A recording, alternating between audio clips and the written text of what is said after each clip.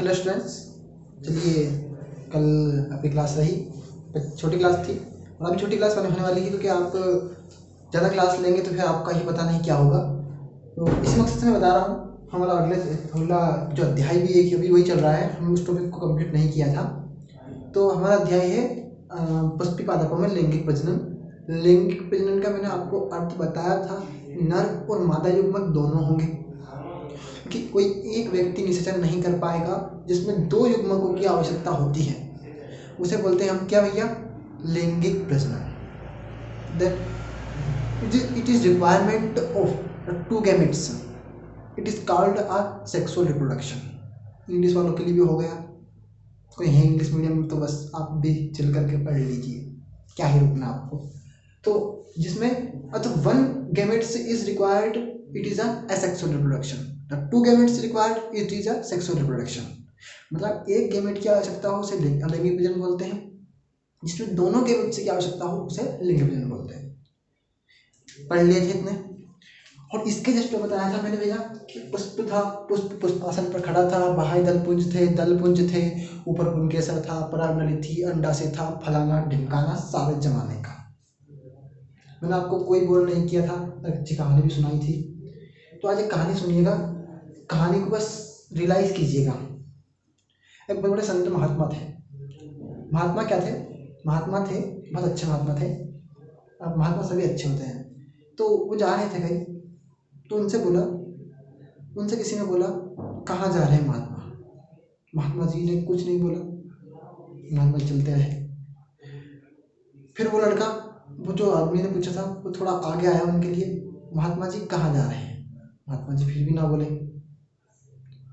महात्मा जी को कुछ लोग अशब्द बोल रहे थे, महात्मा जी फिर भी चलते रहे। तो महात्मा जी से तू-तू-कारी भी हुई, महात्मा जी फिर भी चल रहे थे। महात्मा जी से कुछ लड़ाई लड़ने भी आ गए, महात्मा जी फिर भी चल रहे थे। मतलब कहने का मतलब ये है कि दुनिया आपको कुछ भी बोले, कुछ भी कहे, आप दुनिया पर ध्यान मत दीजिए, अपने ही लक्ष्य पर ध्यान रखिए। तो जीवन में सफलता वो चीज दिलाती है जिसके लिए आप सेक्रीफाइस करेंगे। वो नहीं कि जब मन है मेरा तो ये भी हो जाए, मन है मेरा तो वो भी हो जाए। आजकल बड़ी चीजें चल रही हैं इंस्टाग्राम पर, तो देखता हूँ कभी कभी तो पतली कमरिया बोले हाय हाय हाय, क्या बात है क्या बात है क्या बात है। तो चलिए उससे बाहर आए, और उससे बाहर आए तो इतना ही देखें कि इसके जस्ट अपना क्वेश्चन था कि भ्रूण कोश की संरचना को समझाइए। भ्रूण कोश की, क्रॉस लिखा है, क्रॉस की संरचना को लिखाइए, समझाइए भैया। ये क्वेश्चन बहुत बार पूछा गया है आपके एमपी बोर्ड के लिहाज से, तो वही आईएमपी है ये, लेकिन मैं कहता हूँ थोड़ा सा आईएमपी से बाहर निकलो। दुनिया आईएमपी पे नहीं टिकी है। आईएमपी को अगर आप टिकेंगे तो आईएमपी आपको फट से निकल कर नीचे पटक देगा। थोड़ा सा बाहर निकलो और देखो कि किताबों में भी आपके लिए ज़िंदगी का बहुत बड़ा सार लिखा है। वैसे ही किसी ने एनसीईआरटी नहीं लिख दी है, अक्सर लिखी जाती है इतिहास की किताब रातों में है। दिन में क्या रखा है, दिन में तो उजाले भी होते हैं, सूरज का पता नहीं, सूरज पूर्व में भी उग जाता है, वो पश्चिम में डूब जाता है। तो उसी को ना डुबाएं, ना उगाएं, और सिर्फ अपने ही पढ़ाई पर ध्यान दें कि दुनिया फिर आपको अपने स्टिल कोरोना पॉजिटिव में रखेगी। तो पर क्या ही रखना है कि भ्रूण कोश की संरचना को समझाइए। ज़्यादा ज्ञान नहीं दे रहा हूँ, भ्रूण कोश की संरचना को समझाइए। हमें आपसे बोलूँ कि भैया भ्रूण कोश क्या होता है? टॉपिक भले ही धीरे धीरे कंप्लीट कराऊंगा, लेकिन हर चीज़ को बिल्कुल क्लियरली करवाऊंगा। तो हमने देखा कि भैया क्या होता है भ्रूण कोश में कि जब कोई चीज़ जैसे निषेचन हुआ, तो निषेचन के बाद भैया क्या हुआ, निषेचन क्रिया संपन्न हुई। तो पहले तो भ्रूण कोश थोड़ी बोल दिया था कि डायरेक्ट तो निषेचन क्रिया बोल दिया और भैया भ्रूण कोश से नहीं। पहले भैया कोई भी चीज़ है कि अंडा हुआ, अंडे में बना चूजा, चूजे से बाहर निकला, बाहर बन के बना मुर्गा या मुर्गी। क्या है? ये है मुर्गा। अब भ्रूण कोश जैसे ही निषेचन हुआ तो क्या भ्रूण कोश बोल दिया होगा? नहीं ना, कोई चीज़ें विकसित होने लगी होगी। तो इसीलिए पढ़ाया जाता है मोरूला, ब्लास्टुला, गेस्टुला। मोरूला की जो कोशिकाएं होती हैं वो विभाजित होकर 16 कोशिकाओं का निर्माण करती है। 16 कोशिकाओं का निर्माण करती है और उसे बोलते हैं मोरूलावस्था। चलिए इतना पढ़ लिया होंगे, कभी एनसीईआरटी खोल ली होगी गलती से तो। और इसके जस्ट बाद होता है कि जो मोरूला की 16 जो कोशिकाएं हैं वो अपने तरफ चारों तरफ एक आवरण बनाती है, इसे बोलते हैं ब्लास्टोसील कैविटी। ये ब्लास्टोसील कैविटी अपने ही चारों तरफ ऐसी ही चारों कोशिकाएं बनाती है, इसे बोलते हैं ब्लास्टुला। जो मतलब इस अवस्था को पूरी को बोल दिया क्या भैया, ब्लास्टुला। इसके बाद आती है गेस्टुला, 32 कोशिकी बन गया ब्लास्टुला। और जो गेस्टुला होगी उसमें 64 कोशिकी बनेगा। तो जो 64 सेल्स होंगी उन्हें बोलेंगे अपन गेस्टुला। मैं आपको सिर्फ कनेक्टेड कर रहा हूँ, मैं आपको नहीं बोल रहा हूँ कि आप ये लिखिए या पॉज करके हर चीज़ को लिखिए, मैं बिल्कुल नहीं कह रहा हूँ। क्योंकि आप समझ रहे हैं इस बात को कि भ्रूणकोश की संरचना में 3 चीजें आ रही हैं, मोरूला, ब्लास्टुला, गेस्टुला। ठीक है भैया, मोरूला, ब्लास्टुला, गेस्टुला। अपने आंखें बंद करके बोल दीजिए एक बार, मैं रुका हूँ। मोरूला, ब्लास्टुला, गेस्टुला हो गई। किसमें कितनी कोशिकाएं बनी? मोरूला में 16 कोशिका बनी, ब्लास्टुला में 32 कोशिका बनी और गेस्टुला में 64 कोशिका बनी। चलिए, कभी कभी तो आपके सवाल में, आपके जहन में एक सवाल भी आया होगा कि सर आप बायोलॉजी पढ़ रहे हैं, आप नीट कर रहे हैं, तो आप कुछ तो बताइए कि हमारे शरीर, हमारे जो जन्म में लेता है शिशु, उन 9 महीने में ऐसे केस कौन से प्रोग्रेस करता है? तो पहली बात सुनिए, 3 महीने तक बच्चा गर्भ में कोई विकास नहीं करता। ठीक है भैया, तीसरे महीने की पहले हफ्ते में वो अपने अपना हार्ट बनाना शुरू करता है। तो पहले शुरुआत कहाँ से हुई भैया? हार्ट से। खत्म कहाँ पे होगा? फेफड़े में। मेरे से किसी स्टूडेंट ने पूछा था कि 7 मासीय बच्चा नहीं जी पाता, 8 मासीय बच्चा जी लेता है। तो उसका यही कारण है कि 7 मासीय बच्चे में लंग्स का विकास नहीं होता। तो बताइए सांस कहाँ से लेगा? ठीक है, तो उसमें अगर हम जाएंगे नहीं डीपली में, लेकिन डीपली में जाएंगे नहीं तो थोड़ा सा बताऊँ मैं आपको कि भ्रूणकोश की संरचना में क्या होगा। शायद मैंने बता दिया है आपको, आई थिंक में, पर लेकिन फिर बता रहा हूँ। ठीक है, ये कोशिका है, कल बताया भी था मैंने, है ना, उसका अंतिम बता रहा हूँ। ये कोशिका हुई, इसमें क्या हुआ? समसूत्री विभाजन हुआ, 2 कोशिका बनी, 2 के बाद भैया क्या बनी? 4 कोशिका बनी। मैं इसे बना रहा हूँ। ठीक है, ये हो गई भैया आपके केंद्रक। प्रत्येक कोशिका में केंद्रक होता है, केंद्रक में गुणसूत्र होता है, गुणसूत्र में जीन होते हैं, जीन में क्या होते हैं जो हमारे शरीर का निर्धारण करते हैं। बोला है कि कोशिका को संरचनात्मक क्रियात्मक इकाई क्यों कहते हैं, ये बताया है कि जो कोशिका रहती है वो हमारे शरीर में हमारे अंगों का निर्धारण करती है, किस अंग को कितना बढ़ना है। क्रियात्मक इकाई इसलिए बोलते हैं क्योंकि उसमें पाया जाने वाला डीएनए या केंद्रक जो हमारे शरीर में पूरे अनुवांशिक विकारों को संपन्न करता है। ठीक है भैया, कोई दिक्कत, कोई समस्या, कोई दुख दर्द? जब कोई दुख दर्द होगा भी नहीं तो मैं बढ़ाऊंगा आगे। दुख दर्द होगा तो मुझे कौन सा पता चलेगा? कमेंट में लिख देना, हो जाएगा तो क्लियर करवा दूंगा वहाँ पे भी। तो इतना कनेक्टेड तो नहीं है आपसे भी, लेकिन जितना है कोशिश कर रहे हैं। फिर बन जाएगा भैया ये क्या? 8 कोशिकी, 1 2 3 4 5 6 7 8 होगा। दिख रहा होगा यहाँ तक का? मुझे लगता है दिख नहीं रहा, दिख रहा है। मैं एक बार चेक कर लेता हूँ, 1 मिनट नोट करने की कोशिश करिए, नोट करने की कोशिश करिए, तो सब कुछ दिख रहा है आपको। ठीक है, इन्हीं कोशिकाओं का हम समायोजन करें तो भैया 3 कोशिकाएं ऊपर की आ गई प्रतिमुख, 2 कोशिका आ गई नीचे की ध्रुवी केंद्रक, 1 कोशिका जो हुई भैया वो से बोलते हैं ऊपर की, इसके ऊपर जो बोलती है वो से बोलते हैं अंड सेल, एग सेल, इन्हें बोलते हैं ध्रुवी कोशिका, इन्हें बोलते हैं प्रतिमुख सेल। सब बता दिया कल, सब बता दिया है। तो रिवाइज करवाया तो समझ लो बस क्या ही करवाया होगा। क्यों करवा रहा हूँ बार बार? तो कोई भी चीज़ आएगी इसीलिए करवा रहा हूँ। ठीक है भैया, मिटा दूँ। चलिए पॉज कर लीजिए, स्क्रीनशॉट लीजिए, पॉज करिए। जल्दी कर लिया होगा,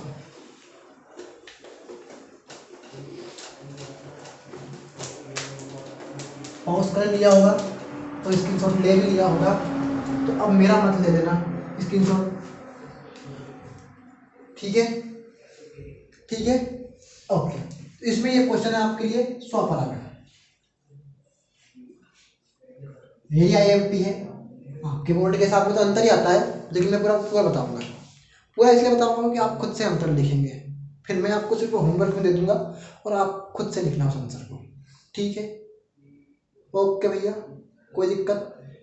मुंडी हिला दिया करो यार, मुझे अच्छा लगेगा थोड़ा। मैं देख रहा हूँ आप भाई, आप कुछ रिएक्शन ही नहीं दे रहे हैं। बताइए मजा कैसे आएगा फिर। 100 परागण, ठीक है भैया। अब तो हंस दिए होंगे, अब तो हंस दिए होंगे। कोई बात नहीं, वीडियो की क्वालिटी अच्छी रहेगी इसीलिए अपलोड करता हूँ, वरना अगर इच्छा हुई तो जिस दिन लाइव लेने की इच्छा हुई ले लूँगा। तो 100 परागण, ठीक है। 100 परागण है तो एक पुष्प है। पुष्प में क्या हो गया, पुष्प में ये हुआ, पुष्प में क्या हुआ कि जो चीज़ें हुई, मतलब एक पुष्प के परागकण उसी पुष्प के वर्तिकाग्र पर, उसी पुष्प के वर्तिका द्वारा वर्तिकाग्र पर स्थानांतरित हुआ, ठीक है। डिसीजन आप मान लीजिए कि यह है पुष्प, यह है क्या है, पुष्प है। अब इस पुष्प पर ये मान लीजिए कोई है परागकण, ये परागकण है। अब परागकण क्या हुआ भैया, इसी पुष्प के वर्तिकाग्र पर, मतलब इसी मार्कर की विंक इसी मार्कर पर गिरेगी तो इसे बोलेंगे हम स्वपरागण, ठीक है। अब किसी पुष्प के वर्तिका द्वारा वर्तिकाग्र पर उसी पुष्प के परागकणों का स्थानांतरण परागण कहलाता है, स्वपरागण कहलाता है, मतलब खुद का परागण करना। एक व्यक्ति ने अपने ही पैर पे कुल्हाड़ी मारी तो किसका क्या होगा, व्यक्ति का पैर टूटा, इसका भी निषेचन ही होगा। जब इसका भी निषेचन होगा, खुद के पैर पर कुल्हाड़ी मार रहा बंदा, तो इसी पर्पज से कि सेल्फ पॉलिनेशन समझा रहा हूं कि the one flowers in stigma by stem in the pollen grain fell in gynoecium, it is called a self pollination। English में परिभाषा नहीं जमी हो तो कोई दिक्कत नहीं, आपको तो हिंदी मीडियम से मतलब है और हम उसी से मतलब है और हम उसे ही पढ़ाएंगे। मुझे नहीं मतलब किसी से, मुझे अपने स्टूडेंट से मतलब है, आप पढ़ रहे हैं दिल से, बस इतनी शिद्दत है मुझे। तो किसी पुष्प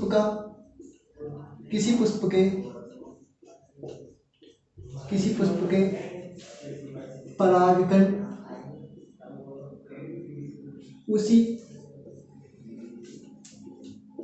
पुष्प के वर्तिकाग्र द्वारा वर्तिका पर परागनली द्वारा या स्थानांतरित होना, इतना भी सही चलेगा, कोई दिक्कत नहीं। आपका एमपी बोर्ड तो आपको बिल्कुल इतना डीपली देता नहीं है, लेकिन हम एमपी बोर्ड के हिसाब से नहीं, हम नीट के हिसाब से तैयारी कर रहे हैं, होना नहीं करा रहा हूँ मैं, नहीं घबराइए मत। स्वपरागण कहलाता है। कहीं कहीं पे आंखें, कहीं पे निशान है। कहते हैं चाहोगे तुम जैसा बन जाऊंगा, क्यों बन रहा भैया, क्यों बदल रहा है, तो सब बदल जान दो, आप तो वैसे ही रहिए। और इसी मकसद से पढ़ा रहा हूँ। अभी रात को कुछ भी नहीं बज रहे हैं, रात को 8 ही बज रहे हैं। कल लेट थे, है ना, इसलिए तो ये परागण रहता है, ठीक है। अब एक चीज सीखो, बोला है किसी पुष्प के परागकण उसी पुष्प के वर्तिकाग्र द्वारा वर्तिकाग्र पर स्थानांतरित होना स्वपरागण कहलाता है। आपके टीचर आपके लिए खड़े होकर मेहनत कर रहे हैं तो आपको थोड़ी सी मेहनत करना चाहिए और ये परिभाषा लिखना चाहिए। आपके सीरीज में इनमें बहुत अलग दी है, बहुत डीपली दी गई है। मैं नीट कर रहा हूँ तो मैं इस तरीके से आपका दर्द समझता हूँ कि रटना क्या होता है। तो रटना क्या होता है, तो रटिए मत, समझिए और इसी पर्पज से पढ़िए बस। तो भैया इसमें क्या होता है कि जैसे मान लीजिए ये पुष्प है, ये पुष्प है भैया, ये पुष्प कल भी बनाया था, आज भी बना है, कोई अंतर आया नहीं है, ठीक है भैया। तो इन्हें बोलते हैं परागकोश। कल तो आपने पुन कैसे बताया था, तो क्या दिक्कत हो गई थी, पुन कैसे बताया था, तो थोड़ी एनसीईआरटी खोल लीजिएगा, फिर पढ़ लीजिएगा, फिर मुझसे बोले क्यों बताया था पुन कैसा। खोलते बोल देते हैं नहीं, पंचायत करने की बोल दो, पंचायत करने की बोल दो, तो ये परागकोश है। अब भैया किसी का कोश है तो किसी में कोई ना कोई तो चीज पाई जाएगी, तो इसलिए हम पाया था क्या, परागकण। परागकण पाए जाते हैं तो एकदम हवा आई और हवा ने इसी परागकोश को पहुंचा दिया यहाँ, मतलब इसमें जो परागकण थे उनको यहाँ पहुंचा दिया। परागकण आ गए, परागकण आए धीरे धीरे धीरे धीरे, ऐसी एक अंड कोशिका थी और यहाँ तक आए भैया, जुड़ गए अब बताइए निसंजीदा क्यों नहीं होगी? तो इसके ही परागकण थे, इसकी ही चीजें थी और इससे ही इसमें ही गई। खुद के पैर पर खुद को कुल्हाड़ी मारी और लगा तो खुद का खून निकला। किसी को क्या घंटा फर्क पड़ा? किसी को घंटा फर्क नहीं पड़ा? फर्क तो पड़ेगा भाई खुद को ही। खुद की निषेचन होगा, खुद ही बीज में परिवर्तन होगा। पढ़ा है ना कि अंडा से फल बनाता है, बीजांड बीज बनाता है। पढ़ा होगा ये तो, एनसीईआरटी खोल लियो एक बार, नहीं खुली तो मेरे से बोल दियो, फिर मैं भी खोल लूंगा एक बार। तो यही सेल पॉलिनेशन है, ठीक है। तो अब इसकी हानियां आपसे बहुत बार पूछी गई है, कभी कभी तो एग्जैक्टली यही सवाल आया है कि स्वपरागण किसे कहते हैं, इससे होने वाली या इससे इसको रोकने के लिए तो कार्यनीति बताइए। तो मेरे पर्पज से तो कभी कभी क्या होता है कि जो फूल हैं उन पर कोई पन्नियाँ बांध दी जाती है, तो आप उससे भी स्वपरागण रोक सकते हैं। और मेरे हिसाब से तो क्या होता है कि कभी कभी डालियों को रस्सी से बांध देना भी स्वपरागण को रोक सकते हैं। इसका कोई उल्लेख नहीं है आपकी एनसीईआरटी में, और लेकिन पूछा गया है पेपर में, तो वैसे आया तो है नहीं, पर फिर भी एनसीईआरटी के हिसाब में तो बेकअप ही है। तो हानि है भैया, खुद ने ही खुद के बीज उत्पन्न कर लिए तो उसके जैसा ही उत्पन्न होगा कि नहीं होगा? एग्जैक्टली होगा। आपका आंसर यही आ रहा होगा। तो कोई भी भिन्नता नहीं हुई। तो भैया इसमें उत्पन्न बीज या फलों में कोई विभिन्नता नहीं आती, ठीक है। नंबर 2, इसमें अब क्या है बताऊंगा इसमें आप देखिए, इसमें उत्पन्न बीज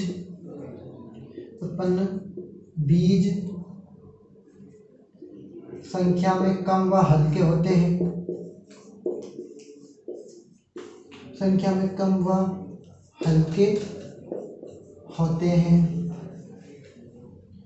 ठीक है।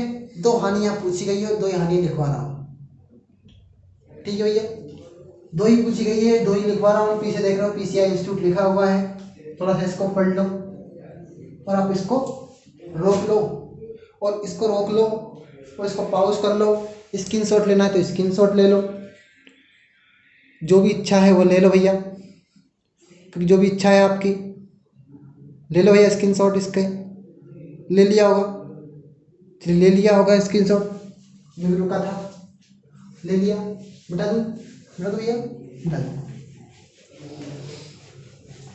आईएमपी क्वेश्चन है आपके एमपी बोर्ड के हिसाब से, मेरे हिसाब से तो आएगा।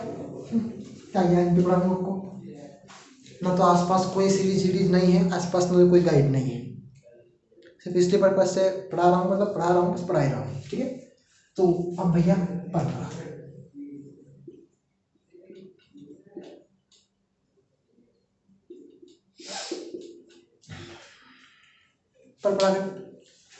परपरागण है, ठीक है भैया। परपरागण है, 2 पेड़ हैं। इस पेड़ के परागकण इस पेड़ पर के वर्तिका पर स्थानांतरित होना क्या कहला रहा है भैया? परपरागण। आपने सुना है कोई सा एग्जाम्पल, तो खैर मैं बताऊंगा नहीं आपको, लेकिन मैं इसी पर्पज से बता रहा हूँ कि ये जो चीज़ है, मतलब ये अलग पेड़ है, ये अलग पेड़ है, इसके द्वारा इस पर हवा आई, चिड़ी बैठी, चीड़ा बैठा, कुत्ता आया, कुत्ती बैठी, हमें किसी से मतलब नहीं। मतलब है तो इसी पुष्प के द्वारा इस पर परागकणों का पहुंचना। वो कैसे ही पहुंचे, माध्यम कुछ भी हो सकता है कि परागकण चिड़ियों द्वारा भी होता है, चमगादड़ द्वारा भी होता है, तितली द्वारा भी होता है, जल द्वारा भी होता है, वायु द्वारा भी होता है। तो परागकण 4 प्रकार के होते हैं। पढ़ाया है मैंने, जब पढ़ाया है मैंने तो मैंने बोला कि इसी पुष्प का परागकणों का इसके वर्तिकाग्र पर स्थानांतरित होना क्या भैया परपरागण कहलाता है। लिखी दूं, क्योंकि आप तो कुछ लिखेंगे नहीं, अगर मैंने आपको हल्के में ले लिया तो किसी पौधे के पुष्प के पराग कणों का दूसरे पुष्प के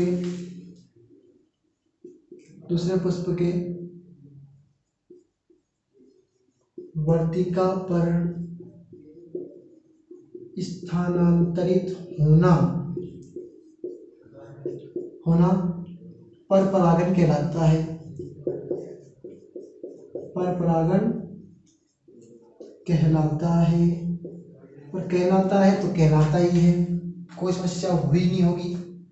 अब मैं बस पौधा बनाऊंगा दो, और मैं ही कहूँगा कि इसके परागकोश से पराग कणों का दूसरे पुष्प के वर्तिका पर स्थानांतरित होंगे, that is a called of पर परागण। ठीक है, वो पर परागण हो गया। तो मैं आपसे बोल रहा हूँ भैया इसकी हानि देखिए, तो भैया अधिक पराग कणों की आवश्यकता होती है। बिल्कुल सही बात, ये तो पॉइंट में समझाऊंगा। अधिक पराग कणों की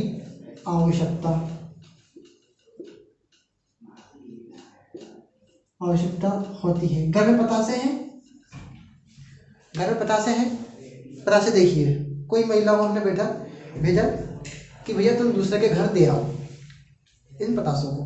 देने गई महिला, कम पड़ गए, मतलब दूसरे जगह घर पे गई, तो ज़्यादा क्या आवश्यकता होगी।